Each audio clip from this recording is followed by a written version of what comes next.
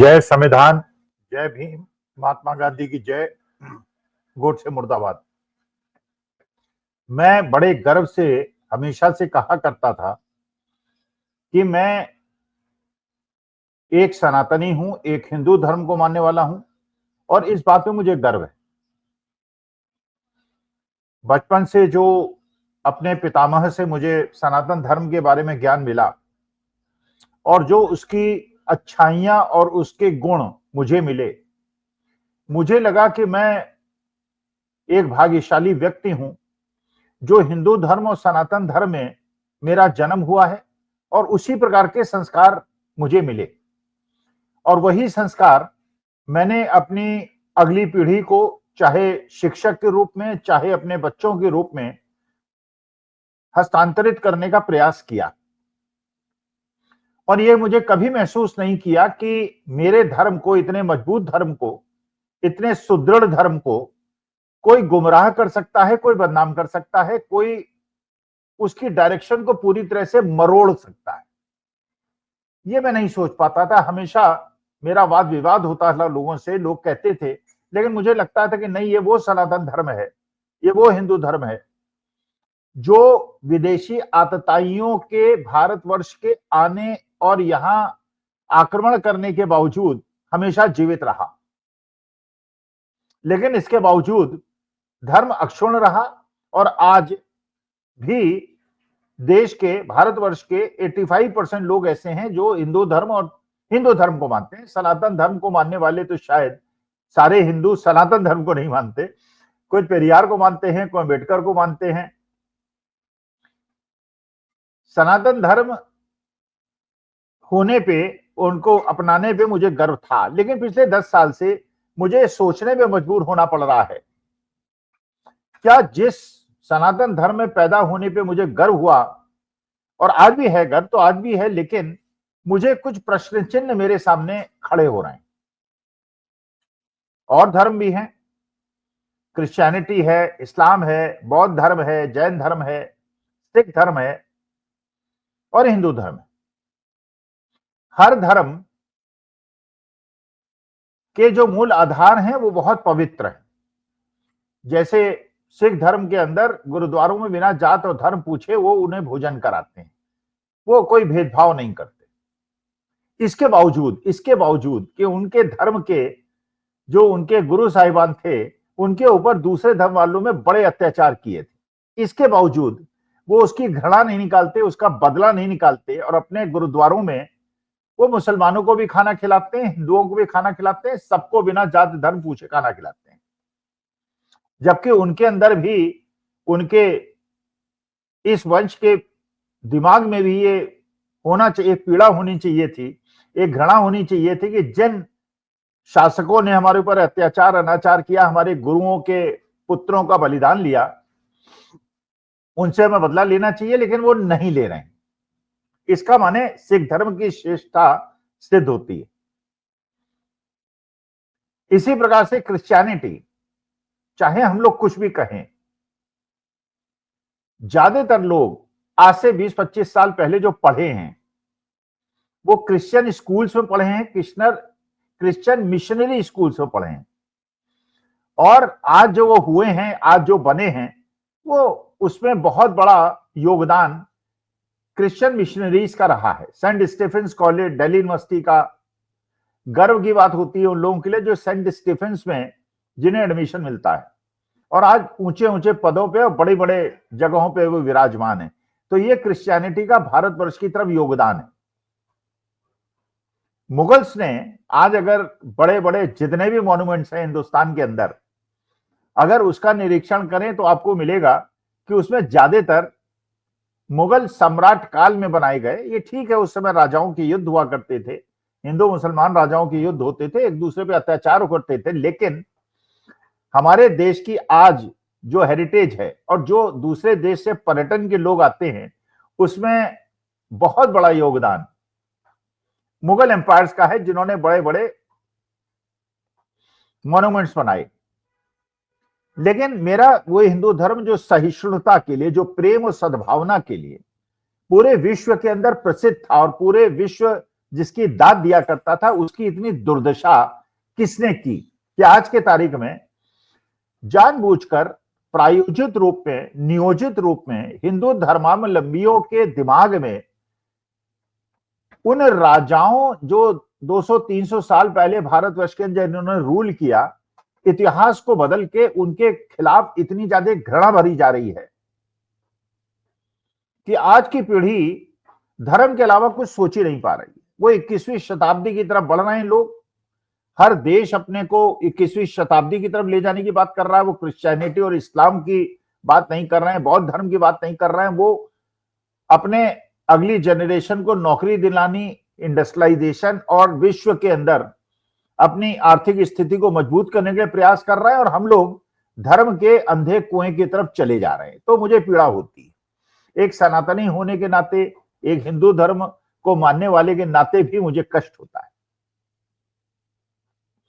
आप देखिए, एक बाबा जी हैं जिनके लाखों भक्त हैं, बाबा रामदेव। बाबा रामदेव इसलिए प्रसिद्धि पे आए, और बड़े साधारण परिवार, छोटे से परिवार, गांव के परिवार से पले हुए बालक रामदेव योग विद्या के माध्यम से विश्व पटल पे छा गए, भारत के विश्व पटल पे छा गए। और जिस प्रकार की वो योग क्रिया करते हैं, नट क्रिया करते हैं, मैं उनका कोई अपमान नहीं कर रहा इसलिए, वरना भक्त नाराज हो जाएंगे, उनकी आस्था पे ठेस पहुंच जाएगी। ऐसे आपको गांव गांव के अंदर सड़कों के ऊपर नट दिख जाएंगे जो रस्सी के ऊपर चढ़ते हैं, अपने शरीर को मोड़ तोड़ लेते हैं। आपको एथलीट्स मिल जाएंगे, आपको जिम्नास्ट मिल जाएंगे, जिनके शरीर इतने लचीले हैं कि अपने शरीर से वो कुछ भी करवा सकते हैं। आप बहुत सारे टीवी कार्यक्रम भी देखते होंगे जिसमें आपको दिखते हैं कि वो शरीर को बिल्कुल रबड़ की तरह यूज करते हैं। वही भगवान ने रामदेव जी को दिया हुआ है। लेकिन उन रामदेव जी ने उस योग के माध्यम से, जो योग एक शुद्ध क्रिया है, उस योग से प्रसिद्धि पाकर वो बाबा रामदेव से लाला रामदेव बन गए, और आज हजारों करोड़ों रुपए का उनका अपना साम्राज्य है। प्राइवेट प्लेन में चलते हैं, चार्टर्ड प्लेन में चलते हैं, सिक्योरिटी गार्ड्स हैं, और बड़ा उनका जीवन आलीशान है, केवल इसलिए क्योंकि वो योग में अपने शरीर को इतना मोड़ो तरोड़ लेते हैं जो बाकियों को, लोगों को लगता है कि यही योग है। योग का मतलब होता है अपने मन को, चित्त को और शरीर को साधना। योग का मतलब यह नहीं होता कि अपने शरीर को मोड़ तरोड़ के नट और जिम्नास्ट की तरह काम करना। योग वो होता है जब योगी होता है और उसके बाद किसी शासक की सेना भी उसके ऊपर आक्रमण आके कर दे, तो वो निश्चल होता है, निश्चल होता है, उस पर कोई असर नहीं पड़ता, वो योगी होता है। आपने बहुत सारे किस्से सुने होंगे, जैसे सिकंदर के बारे में कहा जाता है कि जब वो युद्ध जीत के आया तो उसकी यात्रा निकल रही थी, जय जयकार हो रही थी, तो एक संत जो है सड़क के किनारे धूप में आराम से सो रहा था। सब लोग ताली बजा रहे थे, वो नहीं ताली बजा रहा था, ना उठा, ना उसने अभिवादन किया। तो सिकंदर उतरा, उसने कहा कि तुम्हें नहीं पता कि आज मैं इतना बड़ा युद्ध जीत के आ रहा हूं, तुम्हें खुशी नहीं हो रही? तो उसने निर्विकार भाव से उस सिकंदर की बात का जवाब नहीं दिया। सिकंदर ने एक लात लगाई उस योगी को। तो योगी ने कहा कि महाराज, युद्ध जीतना तो राजा की कला है और राजा का कर्तव्य है, लेकिन लात मारना ये गधे की कला है और ये गधे का चरित्र है।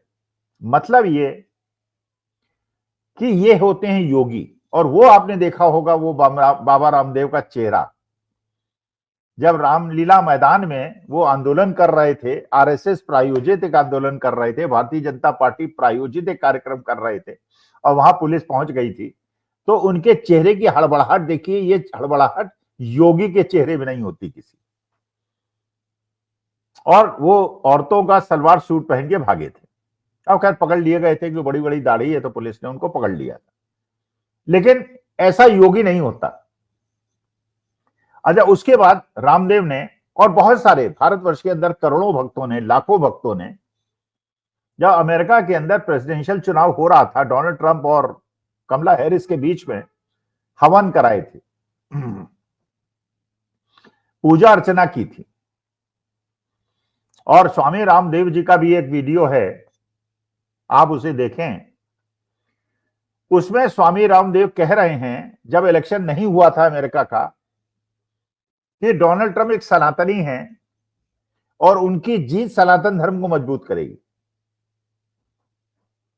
मतलब उन्हें लग रहा था कि डोनाल्ड ट्रंप और मोदी जी की मित्रता है, मोदी जी की कृपा से मेरा इतना बड़ा साम्राज्य बन गया है, बहुत सारी कंपनीज में लोन राइट ऑफ हो गए हैं, नई शेयर मैंने मार्केट में फ्लोट कर दिए हैं, करोड़ों अरबों रुपए कमा लिया है।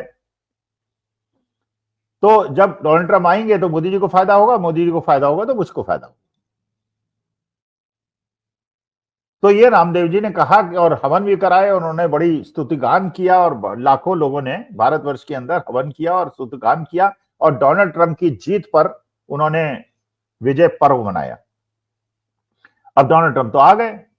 अब आप देख रहे हैं, जब से डोनाल्ड ट्रंप आए हैं उन्होंने भारत को अपमानित, भारत को तो अपमानित करने की औकात किसी की नहीं है, लेकिन जिस प्रकार से बार बार भारत को और भारत के हितों को ललकारने का प्रयास ट्रंप कर रहे हैं, उससे विदित होता है कि ट्रंप वो नहीं सनातनी है जिनके बारे में रामदेव और भक्तों ने सोचा था। तो एक और वीडियो आया रामदेव का, जिसमें वो जो डोनाल्ड ट्रंप का पूंजीवाद है और विस्तारीकरण है उसके विरुद्ध उनके खिलाफ प्रलाप कर रहे हैं, क्योंकि डोनाल्ड ट्रंप ने इंपोर्ट ड्यूटी बढ़ा दी है, टैरिफ बढ़ा दिया। अब टैरिफ बढ़ा दिया तो रामदेव जी का, लाला रामदेव का, बाबा रामदेव का नहीं, लाला रामदेव का जो एक्सपोर्ट है अमेरिका को वो खत्म हो जाएगा, कम हो जाएगा, और इसलिए वो पीड़ित है। तो एक सनातनी डोनाल्ड ट्रंप जो है गैर सनातनी और सनातन विरुद्ध डोनाल्ड ट्रंप बन गए। ये स्वामी रामदेव का हाल है। इसके बाद ये मेरा सनातन धर्म था। जब मैं बच्चा था, हम लोग जो बचपन में होली खेला करते थे, कभी यह नहीं हुआ कि हमें पता हो कि ये लड़का मुसलमान है, हिंदू है, सिख है, ईसाई है, ना उनको समझ में आता था। दलित है, आदिवासी है, कोई जात का भेद नहीं, कोई पैसे का भेद नहीं, किसी प्रकार का कोई भेद नहीं, साथ खेला करते थे। और आज पिछले 10 साल के अंदर हमारे छोटे बच्चे, नेक्स्ट जनरेशन के दिमाग में इतना जहर घोल दिया गया है कि बच्चे हिंदुस्तानी नहीं रह गए हैं, हिंदू, मुसलमान, सिख, ईसाई रह गए हैं, दलित और सवर्ण हो गए, वो मिटक्राइट हो गए, वो पेरियार को मानने वाले हो गए, वो सनातनी हो गए। देश को डिवाइड कर दिया गया है। और जिस प्रकार से संभल में घटनाएं घट रही हैं और जिस प्रकार से उत्तर प्रदेश के मंत्री स्टेटमेंट दे रहे हैं, विधायक स्टेटमेंट दे रहे हैं कि बुर्का पहन के मुसलमान लोग दिवाली के दिन बाहर निकले, इसका माने घृणा को इंजेक्शन लगा के लोगों की नसों के अंदर भरा जा रहा है, जिससे देश टूट जाए। और कुछ लोग ऐसे हैं जो इनको देशभक्त समझ रहे हैं, इनको सनातनी समझ रहे हैं। ये सनातन धर्म विरोधी लोग, ये मेरे सनातन धर्म को बदनाम कर रहे हैं, और ये ढोंगी और पाखंडी लोग हैं, और जो पूरे विश्व के अंदर सनातन धर्म और हिंदू धर्म की मान्यता थी और सम्मान था, उसको कम कर रहे हैं। इसके बाद देखिए ये लोग भेद कैसे करते हैं। सेंट्रल पॉल्यूशन कंट्रोल बोर्ड ने कहा कि गंगा के अंदर, संगम के अंदर जो पानी है वो अशुद्ध है, नहाने योग्य नहीं। उसके बाद एक Uttar Pradesh pollution control board से स्टेटमेंट दिला दिया कि पानी शुद्ध है। फिर उसके सेंट्रल पॉल्यूशन कंट्रोल बोर्ड से भी स्टेटमेंट दिलवा दिया कि पानी शुद्ध है। मतलब जो सैंपल लेके उन्होंने उसे अशुद्ध घोषित किया था, वही सेंट्रल पॉल्यूशन कंट्रोल बोर्ड दबाव में अब कह रहा है कि पानी शुद्ध है। चलिए, पानी शुद्ध है या अशुद्ध है, एक अलग मुद्दा है। अच्छा, जिसने भी उस पानी को शुद्ध कहा, उनको भक्तों ने गरियाना शुरू कर दिया। लेकिन अभी लेटेस्ट हैं, 1-2 दिन पहले राज ठाकरे ने, बाला साहब ठाकरे के भतीजे और उद्धव ठाकरे के विरोधी राज ठाकरे ने भी ये कहा है कि मैं उस गंगा में स्नान नहीं करूंगा, वो पानी गंदा है। अच्छा, हम लोगों पे तो चढ़ जाते हैं भक्तगण अगर हम कुछ टिप्पणी कर दें, लेकिन राज ठाकरे क्योंकि भारतीय जनता पार्टी के समर्थक हैं और क्योंकि उद्धव ठाकरे के विरोधी हैं, क्योंकि इंडिया गठबंधन के विरोधी हैं, राज ठाकरे के खिलाफ बोलने की किसी की हिम्मत नहीं है, किसी भक्त की और किसी की। सनातन धर्म का मतलब क्या है? सनातन धर्म का मतलब है सर्वे संत, सर्वे सभी सुखी हो, सर्वे सर्वे भवन्तु सुखिनः, सर्वे सन्तु निरामया, सब खुश हो, सब प्रसन्न हो, सबके जीवन में खुशी आए, सबके सबके। ये है सनातन धर्म, वसुधैव कुटुंबकम। और आज के तारीख में हमारे सनातन धर्म, जो मैंने सीखा अपने पितामह से, मतलब ये था कि जो सनातन धर्म की प्रक्रियाएं हैं उनका पालन मरते दम तक करना। मतलब अगर आपने अग्नि को साक्षी मान के साथ फेरे लिए हैं अग्नि के, और भगवान को साक्षी मान, क्योंकि हमारे सनातन धर्म में रहता है जब आप शादी करते हैं तो सारे देवी देवता वहां मौजूद रहते हैं, आपको आशीर्वाद देते हैं। तो अगर कोई व्यक्ति, मैं किसी पे टिप्पणी नहीं कर रहा हूं, व्यक्तिगत टिप्पणी किसी पे नहीं कर रहा हूं, ना मैं किसी को इंगित कर रहा हूं, मैं केवल सनातन धर्म की व्याख्या कर रहा हूं। अग्नि को साक्षी मान के साथ फेरे परमेश्वर के सामने लेने वाला अगर बिना तलाक के अपनी पत्नी को छोड़ देता है तो क्या उसको सनातन धर्मी माना जाएगा या नहीं? मेरे हिसाब से, क्योंकि मैं सनातनी हूं, मैं उसे सनातनी नहीं मानता। तो ये जो स्वामी रामदेव और भक्तों के बीच में दुविधा है, क्योंकि इन्हें सनातन धर्म नहीं पता है कि वो डोनाल्ड ट्रंप के लिए पहले हवन कराते हैं इसलिए कि वो प्रेसिडेंट बन जाए, और उसके बाद जब वो टैरिफ लगाता है तो उसके विरोध में स्टेटमेंट देने लगते हैं, क्योंकि अपने जो पूंजीवादी हित हैं उस पर हर्ट होता है तो उनके खिलाफ बोलते हैं। लेकिन हमारे देश के यशस्वी प्रधानमंत्री, क्योंकि वहां गए अमेरिका, बिना बुलाए गए, अपॉइंटमेंट लेके गए, बिना किसी एग्रीमेंट करे वापस आ गए। ट्रंप ने कहा कि नहीं, हम इंडिया ने सब बातें मान ली हैं टैरिफ के मामले में। मोदी जी ने फिर यहाँ पे गवर्नमेंट ने स्टेटमेंट दिया कि नहीं, हमने कोई बात नहीं मानी, हमारा कोई एग्रीमेंट ही साइन नहीं हुआ। अरे एग्रीमेंट साइन नहीं हुआ तो गए काहे के लिए थे? केवल घूमने के लिए और हमारे देश का पैसा बेकार। अच्छा, उसके बाद जब लगा कि अमेरिका में तो ये हो गया है तो मॉरिशस चले गए, मॉरिशस में सर्वोच्च सवाल ले लिया। अरे मॉरिशस देश, लेकिन उसके पीछे भी एक इलेक्शन जीतने की होड़, लालसा, क्योंकि बिहार के अंदर बहुत सारे लोग ऐसे हैं जो मॉरिशस जाके बसे हैं और उनके वंशज बिहार के अंदर रहते हैं, और क्योंकि बिहार का इलेक्शन होने वाला है तो मोदी जी ने जाके वहां पर सर्वोच्च सम्मान ले लिया। अब सर्वोच्च सम्मान मिला कैसे? बाइडेन साहब को उनकी पत्नी को हीरा दिया, उसके बाद क्या मिला अब मॉरिशस के, वो तो खैर नहीं पता चलेगा, क्योंकि हमारे आपके टैक्स के पैसे पे दूसरे देशों को मदद की जाती है, सर्वोच्च सम्मान लिया जाता है, व्हाट्सएप और सोशल मीडिया में घुमा के अपने वोटों को बढ़ाया जाता है, और टैक्स अब आप देते हैं। वो अमेरिका, अब फ्रांस ने ये कहा, अब देखिए फ्रांस की हिम्मत देखिए, अभी तक तो आपने कनाडा की हिम्मत देखी, मेक्सिको की हिम्मत देखी, चीन की हिम्मत देखी, अब आप फ्रांस की हिम्मत देखिए। फ्रांस ये कहता है कि अगर, जब फ्रांस के प्रेसिडेंट गए डोनाल्ड ट्रंप से मिलने, तो डोनाल्ड ट्रंप बखान कर रहे थे कि साहब हमने यूक्रेन को इतनी मदद की, हमने इतनी मदद की। तो फ्रांस के प्रेसिडेंट ने कहा कि जितनी आपने मदद की उससे ज्यादा तो यूरोपियन यूनियन ने की, आपने 30% किए, 70% हमने किए, और ये वास्तविकता थी। अब लेकिन उन्होंने कहा, फिर डोनाल्ड ट्रंप और अमेरिका ने यह कहा कि साहब हमने यूक्रेन की जो मदद की थी वो कोई ग्रांट नहीं थी, मतलब हमने, ऐसा नहीं था कि बिना रिटर्न की अपेक्षा किए हुए उनको पैसे दिए थे, हमने लोन दिया था, और ये इतना ज्यादा लोन है, इसको रिपे करने के लिए, इसको वापस करने के लिए यूक्रेन को अपने खनिज भंडार हमको सौंपने होंगे। ये अमेरिका का दृष्टिकोण है। तो इस मामले में फ्रांस के प्रेसिडेंट ने, अब देखिए हिम्मत देखिए, छोटा सा देश फ्रांस अमेरिका से भिड़ा हुआ है, कहां $3 ट्रिलियन, कहां $27 ट्रिलियन। उन्होंने कहा कि जब अमेरिकन इंडिपेंडेंस की वॉर चल रही थी उस समय फ्रांस ने अमेरिका की मदद की थी, और उसका ब्याज आज के तारीख में $150 ट्रिलियन बनता है। माने ब्याज $150 ट्रिलियन, क्योंकि भाई अगर आपने मदद ग्रांट की तरह नहीं की थी और लोन की तरह की थी, तो हमने भी जो आपकी मदद की थी यूरोप वालों ने अमेरिका की वॉर ऑफ इंडिपेंडेंस में, उसका इंटरेस्ट ही $150 ट्रिलियन है, और टोटल अमेरिका की जो जीडीपी है वो $27 ट्रिलियन की है। मतलब ये, अगर किसी दुखी आत्मा, किसी दुखी देश, सताए हुए देश यूक्रेन के ऊपर कोई आक्रमण करे और आप उसको मदद करें और मदद को भी आप लोन की तरह कन्वर्ट कर दें, तो ये तो बहुत बड़ा है। लेकिन जिस प्रकार से फ्रांस खड़ा है उनके सामने, अमेरिका के, चीन खड़ा है, मेक्सिको खड़ा है, कनाडा खड़ा है, भारतवर्ष खड़ा नहीं हो पा रहा है। और देश के अंदर, विदेश के अंदर ये स्थिति है, और देश के अंदर हमारे सनातन धर्म को बदनाम करना, हमारे सनातन धर्म को पूरे विश्व के अंदर ऐसा प्रचारित प्रसारित करना कि हम भी निष्ठुर लोग हैं।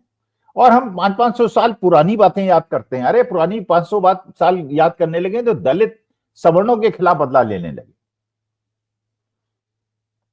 सिख मुसलमानों के खिलाफ बदला लेने लगे, बहुत सारे युद्ध हुए हैं। और यह भी बात बिल्कुल पक्की है कि जिस समय शिवाजी महाराज को, छत्रपति शिवाजी महाराज को कैद किया गया था, तो उनकी मदद करने वाले जो व्यक्ति थे वो कौन थे? जय सिंह। और जय सिंह कौन थे? जिनके नाम पे जयपुर बना है, और जिनके परिवार की एक महिला दिया कुमारी जी राजस्थान में भारतीय जनता पार्टी की डिप्टी चीफ मिनिस्टर है। तो मानसिंह और जयसिंह ये कोई मुसलमान नहीं थे, ये हिंदू थे। और अशफाकुल्लाह खान और अब्दुल हमीद देशभक्त थे, भारतीय थे। तो देश को अगर मजबूत करना है, सनातन धर्म को मजबूत करना है, तो एक शुद्ध सनातनी, एक प्रैक्टिसिंग सनातनी और गर्व महसूस करने वाला कि मैं सनातनी हूं, ये भेदभाव और पुरानी भावनाओं को भड़काकर, पुराने अत्याचार बहुत लोगों ने एक दूसरे पे किए हैं, तो क्या खानदानी लड़ाई हो जाए, देश तोड़ दिया जाए? नहीं, हमको मिलजुल के रहना है। 142 करोड़ लोगों को मिलजुल के रहना है, प्यार मोहब्बत से रहना है, देश को मजबूत बनाना है। नमस्कार, धन्यवाद और प्रणाम।